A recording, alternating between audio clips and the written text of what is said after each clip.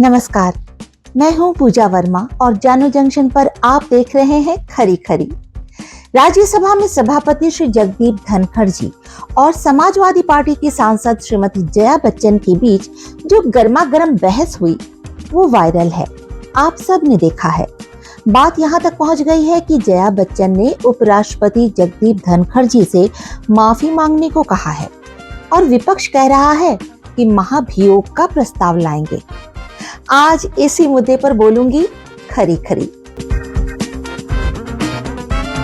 मैं कलाकार हूँ, बॉडी लैंग्वेज समझती हूँ, एक्सप्रेशन समझती हूँ। और सर मुझे माफ करिएगा मगर आपका टोन जो है is not acceptable. We are colleagues, sir. You may be sitting on the chair. Jaya ji. And I remember when I went to school. Jaya ji, take your seat. Jaya ji, take your seat. You earned a great reputation. An actor is subject to the director. You have not seen what I see from here. I am a person who has gone out of the way. And you say, my tone? You may be anybody. You may be a celebrity. You have to understand the decorum. No, nothing doing, nothing. तो मुद्दा असल में ये चल रहा था कि उच्च सदन में जया जी को जया अमिताभ बच्चन कहकर संबोधित किया जाता है, तो वो बिफर जाती हैं कि उनके नाम के साथ पति का नाम क्यों जोड़ा जाता है। उनकी अपनी पहचान है। हालांकि उपराष्ट्रपति और इससे पहले उपसभापति श्री हरिवंश नारायण सिंह द्वारा भी इस बात को स्पष्ट किया गया था कि सदन के रिकॉर्ड में ऑफिशियली नाम जो स्वयं जया जी ने दर्ज करवाया है वही पुकारा गया है। सर सिर्फ जया बच्चन बोलते तो काफी हो जाता। यहाँ पूरा नाम लिखा था इसलिए मैंने रिपीट किया। ये जो है कुछ नया तरीका निकला है कि महिलाएं जो है अपने पति के नाम से जानी जाएंगी, उनका कोई अस्तित्व नहीं। क्योंकि यहाँ नाम दर्ज है। नहीं सर, इसलिए मैंने कहा उनकी कोई उपलब्धि नहीं है अपने में और अस्तित्व नहीं। आप ही सोचिए, ये एक स्वाभाविक मानवीय प्रक्रिया है कि जब हम किसी लिस्ट में से पढ़कर नाम घोषित करते हैं तो जो लिखा है वही बुलाते हैं, उसमें अपनी तरफ से तोड़ जोड़ नहीं करते हैं। आपने अटेंडेंस लेती हुई शिक्षिकाओं को तो देखा होगा, बचपन में सबने स्कूल में ये एक्सपीरियंस भी किया होगा कि रजिस्टर में जो नाम दर्ज है मैडम वही नाम पुकारती हैं। यदि किसी को किसी भी वजह से आपत्ति है तो उन्हें नाम ठीक करवा लेना चाहिए, जैसा कि सभापति धनखड़ जी ने जया जी को सलाह भी दी थी। लेकिन बात यहाँ खत्म नहीं हुई।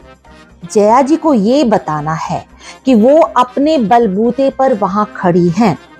तो यहाँ मैं सबसे पहले जया बच्चन के साथ साथ उन सब लोगों का भ्रम दूर कर दूं जो यही सोच रखते हैं। जया बच्चन जो शादी से पहले जया भादुरी हुआ करती थी, उन्होंने कुछ अच्छी फिल्मों में अभिनय करके एक अभिनेत्री के रूप में नाम अर्जित किया।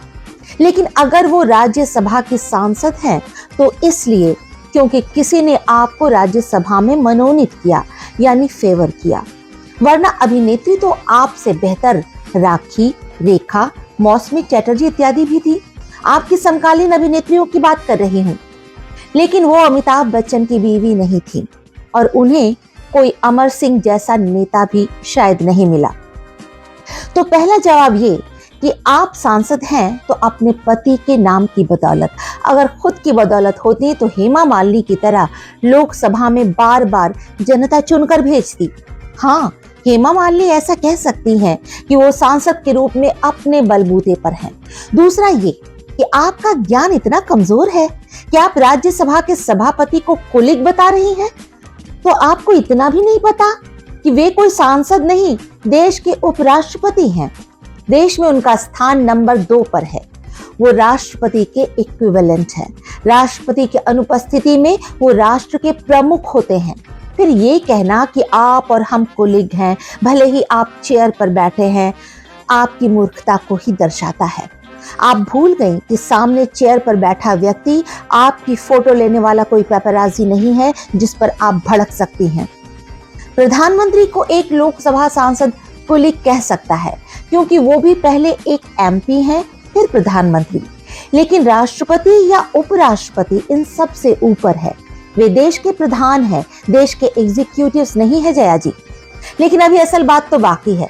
उपराष्ट्रपति के जिस टोन को लेकर आप आहत हो गई और जो आपको एक्सेप्टेबल नहीं लगा, मैं आपसे पूछना चाहती हूँ कि आपके अपने नेता जब बार बार हर जगह पब्लिक स्पीच में आपकी बहू और आपके पति को लेकर ये बयान दे रहे थे, तो आपको उनका टोन और उनका बयान इतना अच्छा और एक्सेप्टेबल लगा कि आपने कहीं पर भी उफ तक नहीं की।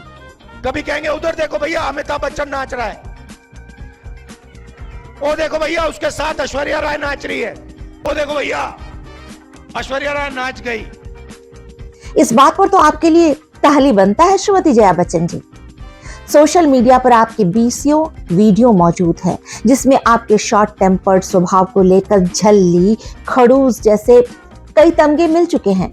अपने बेटे का परिवार तोड़ने के लिए भी आप पर तोहमत लगाए जा रहे हैं, लेकिन मैं इसमें नहीं पड़ना चाहती क्योंकि इसकी सत्यता की पुष्टि तो अभिषेक और ऐश्वर्या ही कर सकते हैं। और आपके पीछे पीछे कूदकर विपक्ष जो उपराष्ट्रपति पर महाभियोग लाने की बात कर रहा है, वे जानते होंगे कि राष्ट्रपति या उसके समकक्ष पर महाभियोग तभी लगा सकते हैं जब उन्होंने संविधान के खिलाफ कार्य किया हो और कोई गंभीर दुर्व्यवहार किया हो। और इस मसले में दुर्व्यवहार किसने किसके साथ किया, पहले तो इसी पर बहस है। और दूसरा, किसी को किसी के ऑफिशियल नाम से बुलाना संविधान के खिलाफ नहीं होता। वैसे जब विपक्ष के नेता राहुल गांधी जी भी अंबानी, अमिताभ और ऐश्वर्या को लेकर ओछी बातें करते हैं तो वे भूल जाते हैं, लेकिन हमें अच्छी तरह याद है कि अमिताभ बच्चन और अनिल अंबानी ये दोनों राहुल के पिता श्री राजीव गांधी के परम मित्र थे। ये उनको किसी ने बताया नहीं क्या? मम्मी ने भी नहीं। राजीव गांधी ही अमिताभ बच्चन को सबसे पहले राजनीति में लेकर आए थे, कांग्रेस से टिकट दिया था। बाद में अमिताभ साहब को समझ में आ गया कि राजनीति का खेल उनके लिए नहीं बना है, वो अभिनेता ही ठीक है। लेकिन श्रीमती जया अमिताभ बच्चन जी, आपको ये बात कब समझ में आएगी?